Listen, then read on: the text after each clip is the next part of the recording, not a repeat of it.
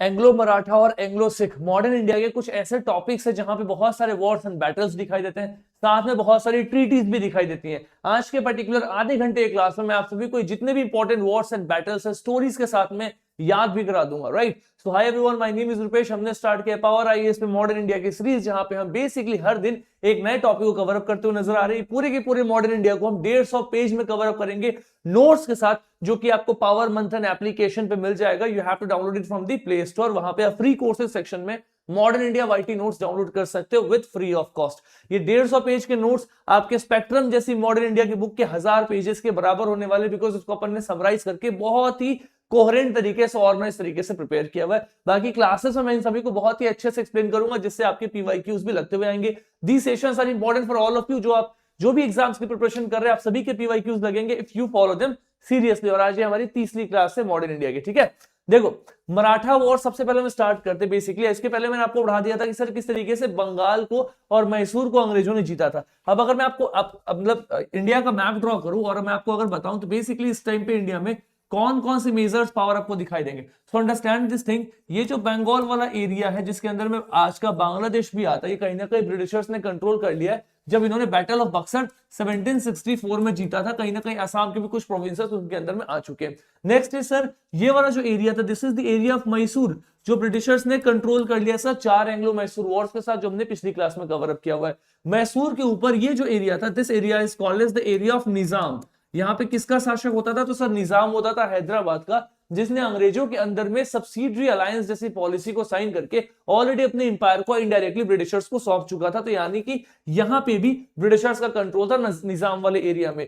Basically जो major chunk of empire था central India और वेस्टर्न इंडिया, ये आपको मराठास के पास था बेसिकली, जिसको आज की पर्टिकुलर में क्लास में कवर करेंगे। और मराठास के बाद ये जो इंडिया का नॉर्थ वेस्ट पार्ट है, जहां पे आपका प्रेजेंट डे पाकिस्तान, कुछ पार्ट्स अफगानिस्तान के भी दिखाई देंगे, ये कहीं ना कहीं सिख इंपायर के अंदर में हुआ करता था। तो ब्रिटिशर्स का टारगेट था कि उनको कैसे भी करके मराठास और सिख को जीतना था। सिखों को जीतने का रीजन भी ये था सर, क्योंकि उनको अगर इंडिया से अफगानिस्तान पे अटैक करना है, दोस्त मोहम्मद जैसे रूलर पे अटैक करना है, तो आर्मी को पंजाब वाले प्रोविंस से लेकर के जाना है। That is the reason why उनके लिए पंजाब वाला प्रोविंस भी इंपॉर्टेंट है। और Marathas one of the supreme power थे, जो उस वक्त डेक्कन सेंट्रल इंडिया में एग्जिस्ट करते थे, उनको भी सब्जुगेट करना काफी इंपॉर्टेंट था। तो ब्रिटिशर्स ने मैसूर और बंगाल के बाद now there complete focus was on winning over the Marathas, जिसको मैं आज की क्लास में समझाऊंगा। एक और चीज सभी एस्पिरेंट्स के लिए, मराठास में बहुत सारे वॉर्स एंड बैटल्स हुए हैं। फॉर एग्जांपल वडगांव की ट्रीटी, सूरत की treaty, lot of treaties are there. आपको बहुत ही इंटरेस्टिंग तरीके से मैं सारी ट्रीटीज की कहानी और उसके लिंक्स बताऊंगा। बस थोड़े से फोकस होकर के इन सेशंस को देखो and cover all this context very easily. ठीक है, चलो स्टार्ट करते हैं। देखो एंग्लो मराठा वॉर स्टार्ट करने से पहले let me make you understand that कि इस टाइम पीरियड में मुगल इंपायर जब डिक्लाइन होता है, तो इंडिया का एक मेजर चंक, जो साउथ इंडिया कह सकते हो या फिर डेक्कन वाला एरिया, सेंट्रल इंडिया, वो मराठास के अंदर में आ चुका था। स्पेशली मराठास ने इस एरिया को कैप्चर कर लिया था। लेकिन मराठास के बाद में बहुत सारे प्रॉब्लम्स हो रहे थे, बिकॉज वहां पे इंटरनल डिविजन था। अब इंटरनल डिविजन होने के पीछे का रीजन मैं आपको बता रहा हूं। बेसिकली मराठास का ना एक कॉन्फेडरेसी था, मतलब अलग अलग फैमिलीज थी जो बेसिकली इस पूरे एरिया को रूल कर रही थी। तो बेसिकली मराठा कॉन्फेडरेसी स्ट्रक्चर में आपको 5 प्रोमिनेंट फैमिलीज दिखाई देंगी। फॉर एग्जांपल गायकवाड़, भोसले, होलकर, सिंधिया, पेशवा, ऐसे अलग अलग फैमिलीज दिखाई देते हुए नजर आएंगी, जिनका कहीं ना कहीं डोमिनेंस था। स्पेशली पेशवा और पूना सबसे ज्यादा पावरफुल दिखाई देते हुए नजर आएंगे। अब इनके बीच में फाइट्स कैसे स्टार्ट होता है? तो सबसे पहला होता है sir rise of Peshwa. Peshwa actually में एक टाइटल है जो कहीं ना कहीं प्राइम मिनिस्टर को दिया जाता था, जो रूलर के अंदर में था, और काफी बड़ा टाइटल होता था जिसको सब लोग मानते थे। पेशवा में आपको 2 पेशवा दिखाई देंगे, बालाजी विश्वनाथन और बाजीराव फर्स्ट। ऐसा कहते हैं कि बाजीराव फर्स्ट जो थे, he was the greatest Peshwa, और इन्होंने कहीं ना कहीं इस कॉन्फेडरेसी स्ट्रक्चर को बनाया था, जहां पे अलग अलग फैमिलीज अलग अलग प्रोविंसेस को रूल कर रहे थे। तो इस तरीके से बेसिकली इनकी स्टोरी चल रही थी। लेकिन ये वॉर्स में कैसे कन्वर्ट होता है? तो वॉर होने का सीधा सीधा रीजन है sir, everyone is running for power, सबको पावर चाहिए। ये पावर ही कहीं ना कहीं एक रीजन, जिसके कारण इंटरनल फैमिलीज में, इंपायर्स में रिफ्ट होना स्टार्ट होता है, डिविजन्स होना स्टार्ट होता है, जिसके कारण जो ब्रिटिशर्स थे बेसिकली उसको फायदा मिलता है और वो जीतते हुए नजर आते हैं। एक एक करके देखते हैं। सबसे पहले हम देखेंगे sir first Anglo Maratha war क्यों होता है। तो देखो बैकग्राउंड में आपको पता चलेगा कि जो 1772 का टाइम पीरियड था, कौन सा time period sir? I am talking about 1772 years. Important नहीं है, बस स्टोरी समझो। इस वक्त में पेशवा थे सर माधवराव फर्स्ट, इनकी मृत्यु हो जाती है। अब पेशवा बनने के लिए एक रेस स्टार्ट हो जाता है, जिसमें आपको दिखाई देगा इनके अंकल थे रघुनाथ राव, ये बेसिकली पेशवा बनना चाहते थे, और रघुनाथ राव ने बेसिकली माधव राव के बेटे यानी कि इनके नेफ्यू नारायण राव को मार दिया था। तो आपको बस ये समझना है कि जब बेसिकली डेथ हो जाती है नारायण राव की, तो अब जो रघुनाथ राव थे ये बनना चाहते थे Peshwa, he wanted to become the prime minister. Peshwa बनकर के इनके पास में कहीं ना कहीं मराठास का सिग्निफिकेंट पावर आता और यही बेसिकली इनका ऑब्जेक्टिव था। अब इंटरेस्टिंग सी बात क्या है, इस टाइम पीरियड में राइट जो नाना फडणवीस है वो कहीं ना कहीं नहीं चाहते हैं कि Raghunath Rao should become the Peshwa, वो रघुनाथ राव को पेशवा बनने नहीं देना चाहते। इसलिए रघुनाथ राव ने क्या किया, बेसिकली नाना फडणवीस के अगेंस्ट जाकर के अंग्रेजों के साथ में एक ट्रीटी साइन कर लिया, ट्रीटी ऑफ सूरत।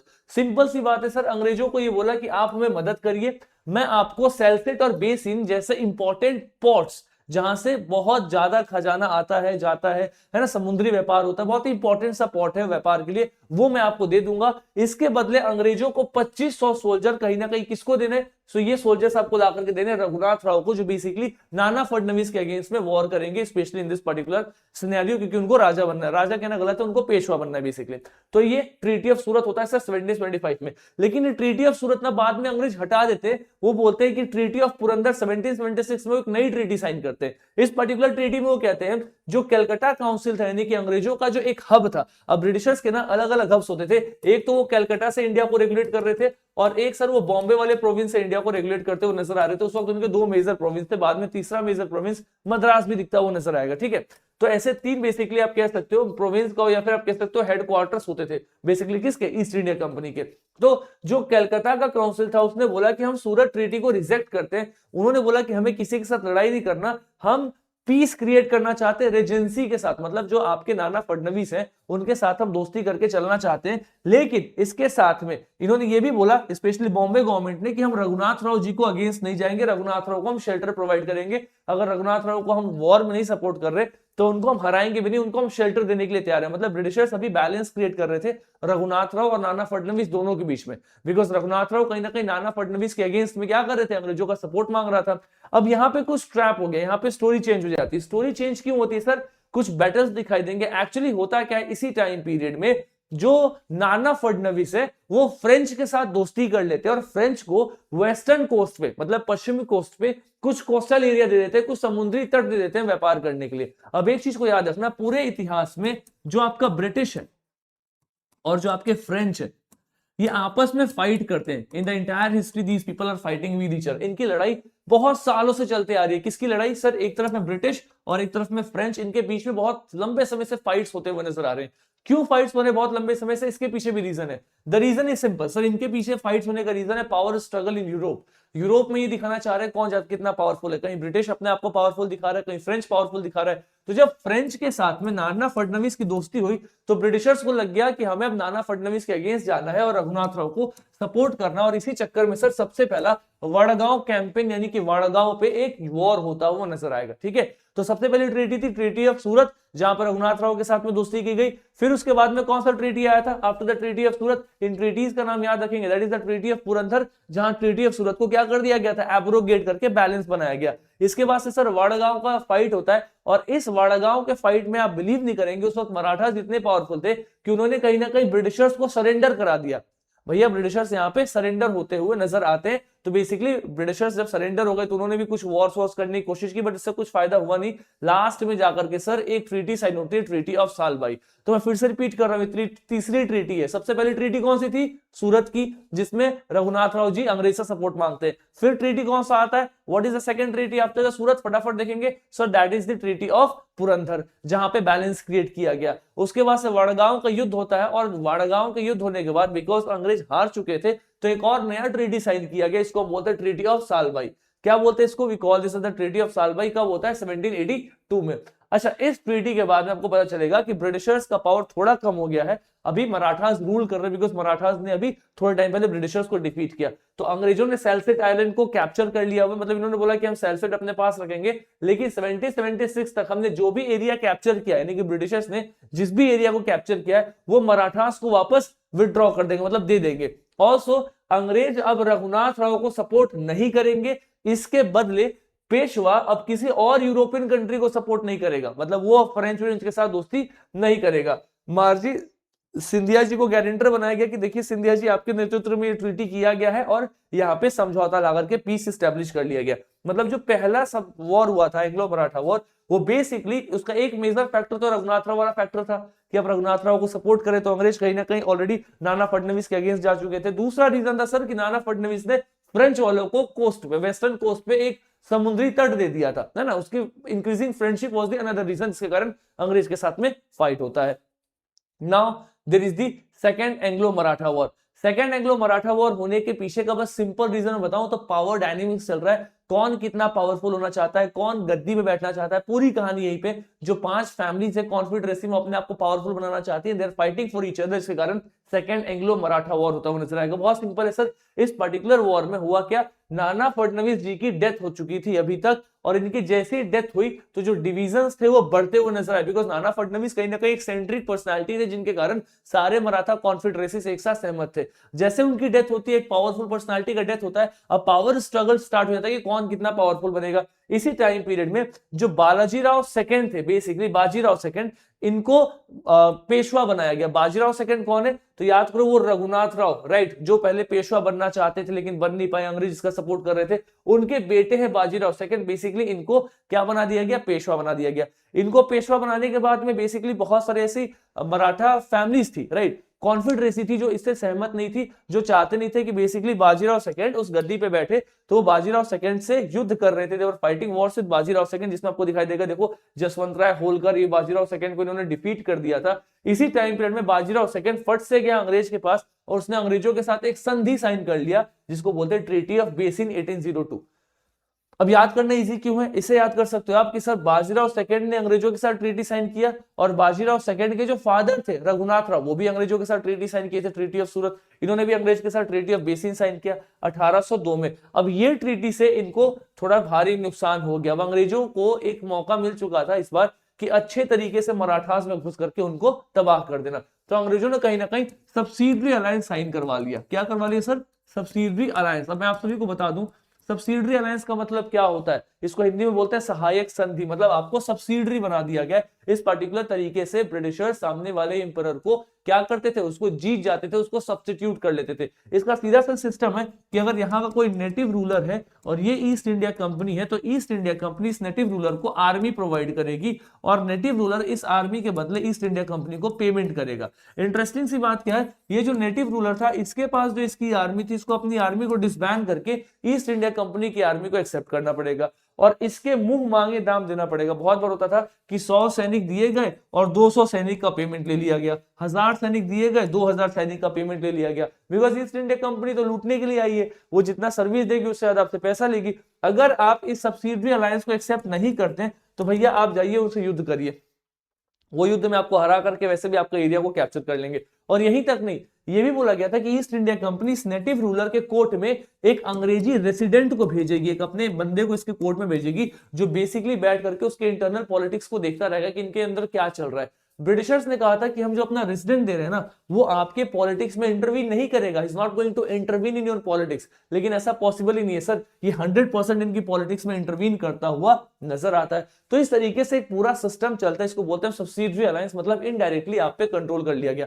अब आप खुद देखो, अगर आपने ईस्ट इंडिया कंपनी की आर्मी को अपने पास रखा हुआ, ईस्ट इंडिया की कंपनी के सोल्जर्स को अपने एम्पायर में बैठाया हुआ है, तो आप कभी भी ईस्ट इंडिया कंपनी के ऊपर अटैक नहीं कर सकते। दूसरा, अगर आपको किसी दूसरे नेटिव रूलर N2 के साथ फाइट करना है तो आप बिना ईस्ट इंडिया कंपनी के परमिशन के फाइट नहीं कर सकते, यानी कि आपका डिप्लोमेटिक रिलेशन भी ईस्ट इंडिया कंपनी देखेगी क्योंकि उसने आपको अपने सोल्जर्स दिए, यानी कि आप इनडायरेक्ट तरीके से गुलाम बन चुके हो। यही ट्रीटी है सर, ट्रीटी ऑफ बेसिन, जो बेसिकली पेशवा बाजीराव सेकंड ने साइन कर लिया था, जो कि रघुबा के बेटे थे, बिकॉज उनको गद्दी में बैठ करके सामने होलकर और जो भी लोग थे उनको हराना था। तो अब इस ट्रीटी से क्या हुआ, British troop permanently station in Maratha territory, देखो हो गई गुलामी शुरू, है ना। साथ में 26 लाख रुपए ये अब देंगे उसके बदले, साथ में सूरत जो शहर था वो इनको सरेंडर करना पड़ेगा, है ना। निजाम की टेरिटरी में जो भी चौथ क्लेम था, जो भी रेवेन्यू क्लेम्स थे, वो सब माफ करने पड़ेंगे। And know employment of European at war with English. अगर अंग्रेजों के साथ या अंग्रेज कहीं भी वॉर कर रहे हैं तो ये कभी भी अपने कोर्ट में किसी भी यूरोपियन को एम्प्लॉयमेंट नहीं देंगे, यानी कि पूर्ण रूप से अंग्रेजों ने इनको अपना क्या बना लिया था, गुलाम बना लिया। इस तरीके से बेसिकली ब्रिटिशर्स ने इस ट्रीटी में कंट्रोल कर लिया था इनको। अब इस ट्रीटी से जो बाकी फैमिलीज थी वो खुश नहीं थी, ऑब्वियस सी बात है सर, सबको लग रहा था कि इन्होंने जाकर के पूर्ण रूप से सब कुछ खत्म कर दिया। पेशवा ब्रिटिशर्स के अंदर में एक वेसल बन गया था। सिंधिया भोसले को अंग्रेजों ने अलग अलग तरीके से डिफीट किया। देखो ये जो 5 फैमिलीज थी ना जिनकी कॉन्फेडरेसी थी, ये जब तक यूनाइटेड थे, जब तक एक साथ थे, तब तक अंग्रेज इन पे अटैक कभी नहीं कर सकते थे। जिस दिन ये बट गए, अंग्रेज इन पे अटैक करना शुरू कर दिया। एक एक करके सबको हरा करके ब्रिटिशर्स ने पूरे के पूरे इंडिया में अपना डोमिनेंस क्रिएट कर लिया। अब नाम के लिए यहाँ पे बस क्या कहते हैं, आपके मराठा शासक रूल कर रहे हैं। और तब आता है sir third Anglo Maratha war. इस टाइम तक मराठाओं की संख्या बहुत खराब हो चुकी है, मतलब बहुत ही ज्यादा वीक हो चुके हैं। अब होता क्या है, इस वक्त में ब्रिटिशर थे लॉर्ड हेस्टिंग। लॉर्ड हेस्टिंग का अब मकसद था कि मुझे पूर्ण रूप से ब्रिटिश पैरामाउंसी, यानी कि मुझे ब्रिटिशर्स का फतेह लहराना है, यहाँ पे ब्रिटिशर्स को हमेशा के लिए पावरफुल बनाना है, मुझे अब खत्म करना जो भी मराठा थोड़े मोड़े पावरफुल है। इन्होंने बोला चार्टर एक्ट 1813 के द्वारा, मैं आगे आपको पढ़ाऊंगा कि जो मोनोपोली है ट्रेड का वो हम खत्म कर रहे हैं, राइट। मैं आपको चार्टर एक्ट पढ़ाऊंगा, अभी आप इस चीज को भूल जाओ, right, do not focus on this part.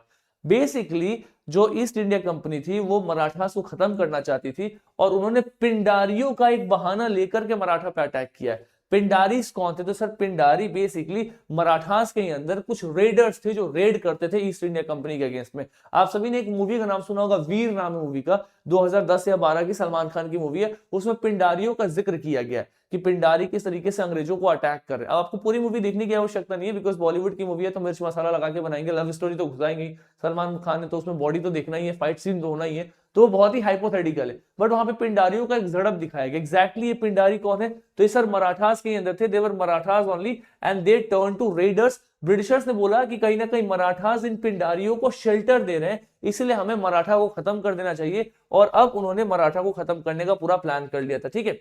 Plus Marathas के लिए भी था कि भैया इस ट्रीटी के बाद में मराठास के लिए वो भी था ना कि अब मराठा का एग्जिस्टेंस तो खत्म ही हो गया, बिकॉज आपने सब्सिडी अलायंस साइन कर लिया, अब अंग्रेज का ही दबदबा है हर जगह पे, तो दोनों के बीच में कॉन्फ्लिक्ट्स बढ़ रहे थे, तो इंटरनल वीकनेस होना स्टार्ट हुआ, दोनों ने एक दूसरे पे अटैक किया। इस अटैक में पेशवा को डिफीट कर दिया गया, भोसले होलकर सबको डिफीट करके अलग अलग ट्रीटी साइन करके पूर्ण रूप से पूरा मराठा एम्पायर को जीत लिया गया। आपको ये सब याद करने की आवश्यकता नहीं है कि किसको कहां पे डिफीट किया गया, थोड़ा मोड़ा देख लेना, पूना की संधि, ग्वालियर की संधि जो हुई थी सिंधिया के साथ में, मंडसौर में संधि हुई थी होलकर के साथ में, सिंधिया होलकर भोसले आपको जो भी दिखाई दे रहे ना, आज भी ये पॉलिटिकली बहुत ही पावरफुल डोमिनेट फैमिलीज के रूप में दिखाई देंगे देश आजाद होने के बाद। ये उस टाइम से पावर में दिखाई देते हुए नजर आएंगे, पॉलिटिक्स में दिखाई देते हुए नजर आएंगे, फैमिली कॉन्फेडरेसी थी। तो तीसरा एंग्लो जो मराठा वॉर हुआ था उसके पीछे का रीजन था Pindaris. Pindaris were taken as the reason and this particular battle was fought. I think this should be clear to all of you, right? Sir इसके बाद से there is end of Maratha war, और मराठास का शक्ति यहाँ पे खत्म हो जाता है, ठीक है। तो इस तरीके से 3 मराठा वॉर्स हमें दिखते हुए नजर आते हैं। आई थिंक यहाँ पे आपको मराठास का वॉर का कहानी और उसके पीछे इंपॉर्टेंट फैक्ट्स दिख गए होंगे, राइट।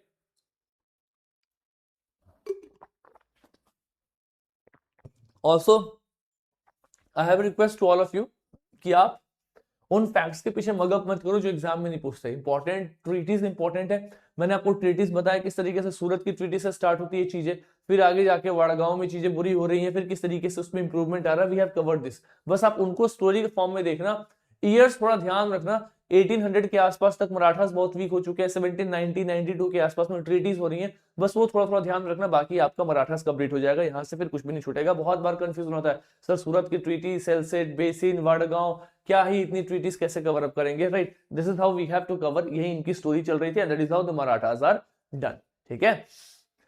अब आते हैं सर सिख के अंदर में। अब देखो तो बेसिकली ब्रिटिशर्स ने किन किन को एलिमिनेट कर लिया, मैं फिर से मैप बनाता हूं so दैट आपको चीजें और क्लियर दिखाई दे, क्योंकि जितना हम मैप से पढ़ेंगे उतना ही क्लियर होगा, राइट। ये वाला area it's already under the British, because East India company Buxar Buxar जीत करके जीत चुकी है। ये तो सर कौन थे, मैसूर थे जो ब्रिटिशर्स जीत चुके थे। ये पूरा था मराठा के अंदर में, ब्रिटिशर्स ने इनको भी जीत लिया। अब ये वाला एरिया बचा हुआ है जो रंजीत सिंह के अंदर है। अब देखो इस टाइम पीरियड में होता क्या, मैं आपको बेसिक बता दूं पहले।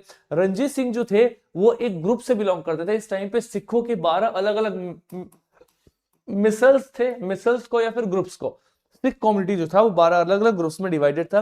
रंजीत सिंह जो थे वो सुकर चकिया मिसल, सुकर चकिया, राइट, सुकर चकिया मिसल से बिलोंग करते थे, सुकर चकिया ग्रुप से बिलोंग करते थे। और रणजीत सिंह का शुरुआत होता है तो वो लाहौर वाले एरिया के गवर्नर के रूप में बनाए गए थे।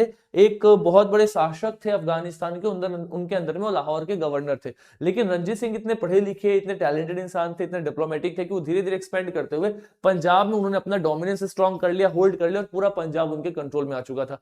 रणजीत सिंह ने अपने दो कैपिटल बनाए थे, हमेशा याद रखना। एक था उनका पॉलिटिकल कैपिटल, क्या था, पॉलिटिकल, और एक था उनका रिलीजियस कैपिटल, धार्मिक। एक है रिलीजियस कैपिटल और एक उनका sir political capital. Political capital उनका था लाहौर, राइट, और रिलीजियस कैपिटल था उनका अमृतसर। आप सभी ने अमृतसर देखा हुआ है, अमृतसर का गोल्डन टेंपल बहुत ही पवित्र स्थान है सिखों के लिए, तो कहीं ना कहीं रिलीजियस कैपिटल यही बनाया गया था इनके द्वारा। इंटरेस्टिंग सी बात क्या, इन्होंने अपने पंजाब वाले प्रोविंस को बनाया था, इन्होंने सोचा था कि मैं पूरा पंजाब एक जोड़ करके एक सिखों का स्टेट बनाऊंगा, इनका सपना था ये। और ये अपनी आर्मी को मॉडर्नाइज करते, हिंदू और मुस्लिम दोनों के कॉन्टिजेंट्स पे, दोनों के साथ मिलकर के एक बड़ी आर्मी तैयार करते हैं। इनफैक्ट यूरोपियन अमेरिकन ऑफिसर्स को ट्रेनिंग के लिए रखते हैं और हर प्रकार से अपने अलायंसेस को ब्रिटिशर्स के साथ मेंटेन करके रखते हैं। लेकिन बाद में ब्रिटिशर्स ने प्रेशर क्रिएट किया और इनको बोला कि सतलज रिवर जो है उसके नीचे आप नहीं आ सकते। आप इस तरीके से समझ जाओ इंडिया के मैप में कि फॉर एग्जांपल अगर ऐसे सतलज रिवर बह रही है तो अभी सतलज के ऊपर ही वाले एरिया को रूल करेंगे, सतलज के नीचे ईस्ट इंडिया कंपनी का शासन है, इसके ऊपर रंजीत सिंह का शासन है। तो रंजीत सिंह जो पूरे पंजाब को जोड़ करके एक सिखों का स्टेट बनाना चाह रहे थे, वो सपना इनका पूरा नहीं हो पाया, बिकॉज सतलज रिवर को कहीं ना कहीं अंग्रेजों ने क्या कर दिया, एक बाउंड्री बना दिया कि सतलज के साउथ में ईस्ट इंडिया कंपनी है, सतलज के नॉर्थ में रंजीत सिंह का शासन है। आगे चलने के बाद में अनफॉर्चुनेटली रंजीत सिंह की तबियत खराब होती है और इनकी डेथ हो जाती है। इनके डेथ होने के बाद में इनके इंपायर में there is lot of instabilities happening, right. तो इंटरनल कॉन्फ्लिक्ट होना स्टार्ट हो जाता है, पॉलिटिकल इनस्टेबिलिटी होना स्टार्ट हो जाता है, and there started to tension that started to basically escalate here, right. तो इस तरीके से चीजें यहाँ पे बुरी हो रही थी। मिलिट्री फोर्स की बात करो तो ब्रिटिशर्स तो आपको पता चलेगा 20 से 30 हजार सैनिक थे, सिख आर्मी में लगभग 50,000 के आसपास में ट्रुप थे, और इस तरीके से इनके बीच में गैप्स बनना स्टार्ट हो गया। बहुत सारे बैटल्स होते हैं, राइट। बैटल्स को जिक्र करने से पहले मैं आपको फटाफट बताता हूं कि एंग्लो सिख वॉर फर्स्ट हुआ क्यों था, इसके पीछे का रीजन क्या था। देखो, इसके पीछे का सीधा सीधा रीजन ये था कि ऐसा बोला गया कि जो सिखों की आर्मी है वो बेसिकली सतलज रिवर को क्रॉस करके नीचे आ रही है। अब दूसरा रीजन ये भी है सर कि रणजीत सिंह एक पावरफुल पर्सनालिटी थे, और रणजीत सिंह के जाने के बाद में वहां पे एक वैक्यूम क्रिएट हो गया था, एक जो पावर शिफ्ट था वो चेंज हो गया था, because Ranjit Singh was a very powerful personality. वो कहीं ना कहीं वहां पे एक स्टेबिलिटी लेकर के चल रहे थे। रणजीत सिंह चले गए, ब्रिटिशर्स को सीधा दिखा कि उस वैक्यूम को भर सकते हैं, उन्होंने पैनिक क्रिएट किया। ऐसा कहते हैं कि सिखों ने, जो उनकी आर्मी थी, वो सतलज क्रॉस करती और वहां पे अंग्रेजों ने उस पर अटैक कर दिया। तो first Anglo Sikh war start हो जाता है, और वो सिख वॉर ऐसे कुछ मेजर बैटल्स होते हैं, मुंडकी, फिरोजाबाद, बदोवाल, अईवाल, सोबराव, इनके नाम याद कर लेना यार कैसे भी करके, राइट। और अगर पॉसिबल हो ईयर याद ना हो पाए तो MFBAS करके कुछ नमोनिक बना के थोड़ा सीक्वेंस देख लेना, कहीं वो असेंडिंग डिसेंडिंग ऑर्डर में यूपीएससी, स्टेट पीएससी ऐसे एग्जाम्स में क्वेश्चन ना पूछ दे, तो थोड़ा सा इसको याद रखना। बाकी किसी को ईयर्स याद नहीं है, किसने किसको क्या हरा है, बस हाँ ये बैटल्स याद कर लेना। एक्चुअली मैं इसलिए बता रहा हूँ बिकॉज यहाँ पे ना डिटेल्ड क्वेश्चन बनेगा। सबने पढ़ा होगा कि सर फर्स्ट बैटल ऐसा ऐसा हुआ था, लेकिन वो क्या है मैं आपको वो बता रहा हूँ। अच्छा, एक और कमाल की चीज जो मैं बताना भूल गया, ये जो इन्होंने बेसिकली जो आपकी रिवर है ना, क्या नाम है, रिवर सतलज, रिवर सतलज को जो बाउंड्री बनाया था किसने, अंग्रेज और रंजीत सिंह के बीच में, ये एक समझौते से हुआ था, और वो समझौता का नाम था, it was the Amritsar treaty. अगर मैं गलत नहीं हूं तो, if I am not wrong, it was the treaty of Amritsar, treaty of Amritsar, ठीक है। ये अमृतसर की संधि थी जिससे सतलज रिवर को बेसिकली बाउंड्री बना दिया गया था कि इसके साउथ में मूव नहीं करेंगे। तो इस प्रकार से बेसिकली इनके बीच में डिविजन्स क्रिएट होते हुए नजर आते हैं। अब हम आते हैं सर लाहौर की ट्रीटी। बेसिकली इन पांचों बैटल्स में जो ईस्ट इंडिया कंपनी थी उसने हरा दिया, किसको हरा दिया सर, सिखों को हरा दिया, और वहां पे लाहौर की संधि साइन की गई, सिख आर्मी को हटा दिया गया, ब्रिटिशर्स ने अपने डोमिनेंस को वहां पे स्टैब्लिश कर लिया था, और जो महाराजा दिलीप सिंह थे उनको रूलर बना दिया गया था, और रानी जिंदन उनके अंदर रीजेंट थे। इस चीज को याद रखना, दिलीप सिंह जो थे वो बेसिकली एक रूलर थे। वो कौन थे, वो रंजीत सिंह के बेटे थे, 11 साल के थे। तो महारानी जो जिंदन थी वो बेसिकली उनका कार्यभार देखती थी राजा का, और उनको पाल पोस करके बड़ा कर रही थी, यानी कि पूरा रिस्पॉन्सिबिलिटी जिंदन के ऊपर में था। नाम के लिए दिलीप सिंह इनके रूलर थे। इनफैक्ट जो कश्मीर था वो जब मतलब वो सिखों के अंदर था, इनफैक्ट वो रंजीत सिंह के पास में था, वो कश्मीर को गुलाब सिंह को ट्रांसफर कर दिया गया। गुलाब सिंह एक दूसरे रूलर है, उन्होंने 75 लाख रुपए अंग्रेज को दिया और कश्मीर उन्होंने खरीद लिया। तो आप सभी को पता है सर, अमृतसर की फिर ट्रीटी होती है, और इस ट्रीटी में गुलाब सिंह को कश्मीर देकर के जम्मू एंड कश्मीर इनसे छीन लिया गया। बाद में एक भैरोवाल की ट्रीटी होती है, और इस ट्रीटी में बेसिकली क्या किया गया, जो रानी जिंदन थी ना उनको हटा दिया गया। मतलब समझ जाओ, जो दिलीप सिंह थे उनको उठा करके भेज दिया उन्होंने लंदन, दिलीप सिंह को लंदन भेज दिया गया, रानी जिंदन को हटा दिया गया, मतलब पूर्ण रूप से तितर बितर कर दिया गया, पूरे इंपायर की ऐसी तैसी कर दी गई। इससे जो सेकेंड टाइम्स में क्या होता है कि जो सिख थे ना वो बेचारे बहुत नाराज थे, उनको लग गया था कि पहला जो एंग्लो सिख वॉर हुआ उसकी जो हमारे ऊपर में ट्रीटी लगाई गई है बेसिकली, अब ये जो ट्रीटी ऑफ लाहौर देख रहे हो, इस ट्रीटी ऑफ लाहौर से हमारा बहुत बदनामी हुआ है, और इस चक्कर में इन्होंने अपना बदला वापस लेने के लिए वापस से टेंशन क्रिएट स्टार्ट कर दिया करना, अलग अलग प्रोविंसेस में टेंशन क्रिएट करना स्टार्ट कर दिया, 2 अंग्रेजी अधिकारियों को मार दिया, और इसके बाद में एक वॉर स्टार्ट होता है। इस पर्टिकुलर वॉर में लॉर्ड डलहौजी ने पर्सनली इसको कैंपेन किया था, और ये पर्टिकुलर वॉर 3 अलग अलग मेजर बैटल्स में होता है, बस बैटल का नाम याद रखेंगे, रामनगर, चिलिनवाला और गुजरात, और इन तीनों बैटल्स में सिखों को पूर्ण रूप से खत्म करके जो सेकेंड एंग्लो सिख वॉर था उसको हटा दिया गया, और पूरे तरीके से सिख एम्पायर को डिवास्टेट कर दिया गया। इनफैक्ट जो दिलीप सिंह थे, मतलब जो रंजीत सिंह के बेटे थे, महाराजा थे, इनको लंदन भेज दिया गया, बोला गया कि इनको पेंशन पे भेज करके लंदन भेज दो, 11 साल का बच्चा था उसको वहां भेज दिया। जो रानी जिंदन थी जो बेसिकली इनका ध्यान रखती थी, उनको सेपरेट करके उनको जेल वेल में डाल के साइड कर दिया गया। इनफैक्ट सर जॉन लॉरेंस उनको सबसे पहला कमिश्नर बना करके पंजाब में भेज दिया गया। डलहौजी ने उस पूरे एरिया को कंट्रोल करके पंजाब प्रोविंस में पूर्ण रूप से किसके पास, ब्रिटिशर्स के पास आ गया। ऐसा कहते हैं कि जो कोहिनूर डायमंड था जो बेसिकली उस वक्त सिखों के पास में था, रंजीत सिंह के पास था, वो वहां से उठा करके उसको भेज दिया गया क्वीन एलिजाबेथ के पास जो महारानी थी इंग्लैंड की। ऐसा कहते हैं कि रंजीत सिंह मरते टाइम बोल रहे थे कि जो कोहिनूर डायमंड है इसको जगन्नाथ टेंपल पुरी में डिनोट करने के लिए, लेकिन ब्रिटिशर्स एज यूजुअल वो कभी नहीं करना चाहते थे। ब्रिटिशर्स ने इस क्लेम को इग्नोर करके उसको ब्रिटिश क्राउन के लिए ट्रीटी ऑफ लाहौर के तहत कहां भेज दिया, इंग्लैंड भेज दिया। अब इस चीज को याद रखना, ये जो ट्रीटी ऑफ लाहौर है ना, ये वही ट्रीटी है जिस पार्टिकुलर ट्रीटी से मैंने आपको बताया था कि फर्स्ट एंग्लो मैसूर वॉर के बाद में ये देखो 8 मार्च 1846 को हुआ, जिसके बाद से सिखों को डिवास्टेट कर दिया गया था। इनफैक्ट जो कोहिनूर डायमंड था वो भी उठा करके इंग्लैंड भेज दिया गया, और पूर्ण रूप से सिख एम्पायर, मतलब फर्स्ट एंग्लो सिख वॉर में सिख एम्पायर डिवास्टेट हो गया था, सेकंड तो बस फॉर्मेलिटी के लिए बचा था, उसको भी इन्होंने खत्म कर दिया। ऐसा कहते हैं कि अगर रंजीत सिंह जी की तबीयत खराब ना होकर शायद उनका डेथ ना होता तो ये फर्स्ट एंग्लो मैसूर वॉर और ट्रीटी ऑफ लाहौर शायद ऐसी चीजें ना देखने को मिलती या फिर थोड़ी देर से देखने को मिलती, but because of all this particular stuff धीरे धीरे करके सिख एम्पायर भी कोलैप्स कर गया, एंड जो पंजाब था पूर्ण रूप से एनेक्स करके जो कोहिनूर था वो भी चला गया, और लॉन्ग टर्म इंपैक्ट में आपको पता चलेगा कि सिख एम्पायर कोलैप्स कर गया, पंजाब पूर्ण रूप से ब्रिटिश कंट्रोल में आ चुका था। 1849 के बाद में ब्रिटिशर्स ने पूरे भारत में अपना डोमिनेंस बना लिया था। अब देखो ये 4 से 5 पेज का नोट्स है, अब हर चैप्टर का 4-5 पेज का नोट्स है, मैक्स टू मैक्स 150 पेज के अंदर मैं पूरा मॉडर्न इंडिया कवर करा दूंगा। लास्ट में जो मैगजीन आएगी ना वो देखना 110 से 120 पेज की होगी, 30 पेज में आपका पीवाईक्यू डालूंगा यूपीएससी का, तो 150 पेजेस में पीवाईक्यू के साथ में आपका पूरा मॉडर्न इंडिया कवर हो जाएगा। ये मैगजीन्स कहां मिलेगी, तो इसको लिख लो, पावर मंथन इज एन एप्लीकेशन, ठीक है, आपको गूगल प्ले स्टोर पे दिखाई देगा। जो एप्पल चलाने वाले बच्चे हैं उनके लिए अवेलेबल नहीं है अभी, बस जो एंड्रॉइड फोन है उस पर अवेलेबल है। आप सभी लिंक से अपने वेबसाइट से डाउनलोड कर सकते हो, उसका लिंक आपको कमेंट बॉक्स में पिन मिलेगा, इस पे आप जा करके you can download this. Do not forget to give the good reviews at the end of the day, we are working so hard for the reviews, so do not forget to do that. वहां पे आप जाओगे, फिर वहां पे आपको free courses का section दिखाई देगा, उसमें आपको मॉडर्न इंडिया का वाईटी नोट्स करके एक फोल्डर दिखाई देगा, वहां पे आप इसको जाकर के डाउनलोड कर सकते हैं, so that you can revise this content. Also इससे रिलेटेड अगर आपको प्रीवियस ईयर क्वेश्चन सॉल्व करना है, so do not forget to join UPSC by Rupesh Telegram channel, जहां पे हम डेली बेसिस पे क्वेश्चन कर रहे हैं। अप्रोक्सीमेटली 2000 बच्चे हैं जो डेली बेसिस पे वहां पे पीवाईक्यूज लगा रहे हैं। If you want to revise the content well, you can also join that particular stuff. आज की क्लास के बाद में मैंने आप सभी को ये बता दिया है कि ब्रिटिशर्स का डोमिनेंस कैसे होता है। देखो मैं फिर से बता रहा हूं, हमने मॉडर्न इंडिया स्टार्ट किया था एडवेंट ऑफ यूरोपियंस, बोले तो कि किस तरीके से अंग्रेज भारत में आ रहे हैं, अंग्रेज कह रहा है गलत है, यूरोपियंस भारत में आ रहे हैं। फिर हमने स्टार्ट किया सर ब्रिटिश कंक्वेस्ट, कि ये जो यूरोपियंस आ रहे हैं इसमें जो ब्रिटिशर्स है ये बेसिकली अपने आप को कैसे कंक्वेस्ट कर रहे हैं,